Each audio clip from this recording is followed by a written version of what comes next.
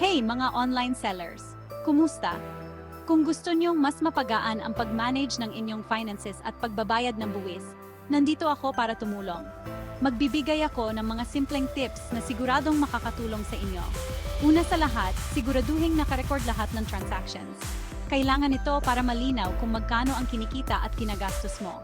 Pwede kayong gumamit ng mga accounting software tulad ng QuickBooks o Xero para mas madali ang pag-organisa.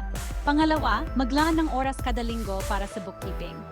Alam kong sobrang busy ninyo, pero kahit 30 minutes lang kada linggo ay malaking bagay na para hindi kayo mahirapan sa bandang huli. Pangatlo, alamin ang mga pwedeng i-deduct sa buwis. Halimbawa, kung ang bahay niyo ang ginagamit na opisina, pwede niyong i-deduct ang bahagi ng renta o kuryente. Tandaan lang na kailangan may resibo o ibang dokumento na magpapatunay. Pangapat, mag-ipon para sa pagbabayad ng buwis.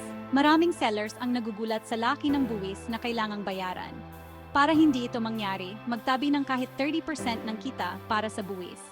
Panghuli, siguraduhin i-file ang tax returns on time. May mga penalty kasi kapag late ang pag-file.